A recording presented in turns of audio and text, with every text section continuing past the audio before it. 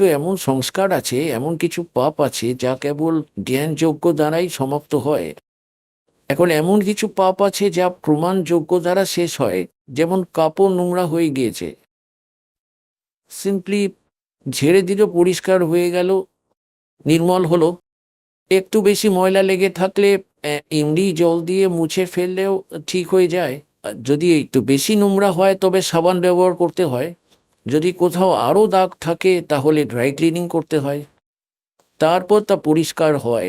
যুগ যুগ ধরে আমাদের অন্তঃকরণে বড় বড় দাগ লেগে আছে, অন্তঃকরণে আমাদের পাপ জমা হয়ে আছে। তাই সেই পাপগুলো নষ্ট করার জন্য এই সমস্ত পদ্ধতি আপনাকে এখানে করানো হয়।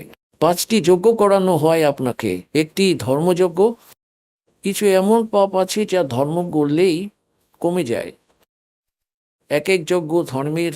দ্বিতীয় যজ্ঞ ধ্যান, পরমাত্মার চিন্তন, মালে ধ্যান, তার আকর্ষণ তৈরি হয়, তার একটি সুন্দর স্মৃতি তৈরি হয়, তাকে ধ্যান বলা হয়। এবং তৃতীয় যজ্ঞ হলো হবনের। এখানে এক জ্যোতি যজ্ঞ করা হয়, জ্যোতি হবন করানো হয়।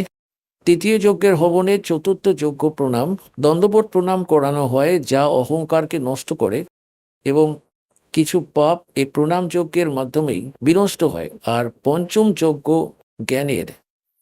এই জ্ঞান শুনলে, সৎসঙ্গ শুনে আপনার অনেক পাপ ক্ষীণ হয়ে যায়। এখন আপনি যে ভিডিওটি দেখলেন এটা সন্ত রামপালজি মহারাজজির জ্ঞানের অংশ মাত্র। অধিক তথ্য জানার জন্য সাবস্ক্রাইব করুন সন্ত রামপালজি বাংলা সৎসঙ্গ ইউটিউব চ্যানেল।